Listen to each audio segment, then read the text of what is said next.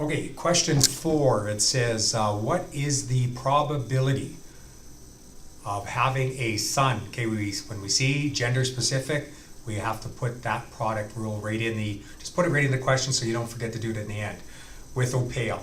Now, we already determined, let's just do a quick little legend. Before we said in the previous question that this was autosomal dominant. Okay, when it's autosomal dominant, autosomal, we're going to use letters. We're not going to use X's and Y's like if it were sex-linked. And because this OPAL is dominant, it's going to get the capital letter. So I'm going to give capital O, I don't care what this other allele. We always know genotypes are in pairs, one allele from each parent. We know that this is going to be OPAL.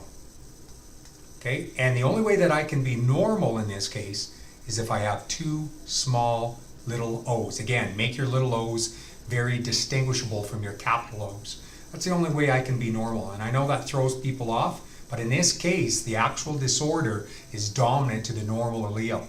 So there is my legend that I'm using for this. Now they're saying if individuals 1-1 and 1-2 decided to have a fourth child. So we're talking about this individual and this individual.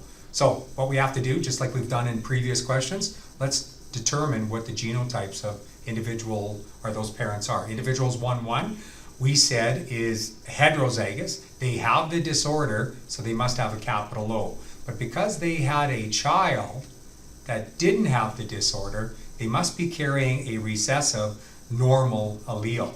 So that makes them heterozygous. And again, in this case, heteros are having the disorder, so it's got to be dominant. Now the other individual or the other parent is individuals 1-2, that's this individual here. They are not affected by the disorder, so they're normal. If we take a look at our legend, the only way you can be normal is if you have two little O's. So once we determine the genotype of the two parents, we can pop this into a Punnett now. Okay, we're going to put mom on top, we're going to put dad down the side, and we're going to fill this in to determine how many of these kids are the next child having the OPAL disorder. Capital O, little o. Okay, so that is OPAL. Little o, that is normal.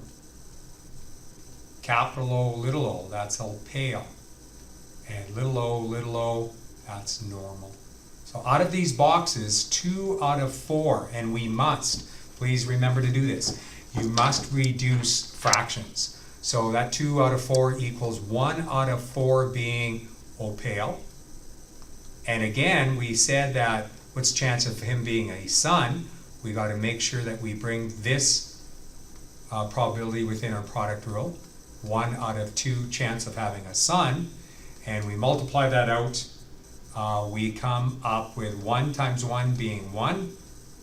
4 times, hang on, I had to reduce this. 1 out of 2, sorry guys.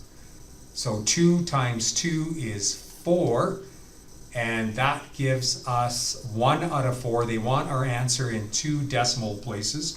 So that is, when we divide that out, 0.25. That's going to be our answer. And again, that's the probability of having a son with OPAL with those two parents. Okay, any issues, just give me an email. Thanks guys.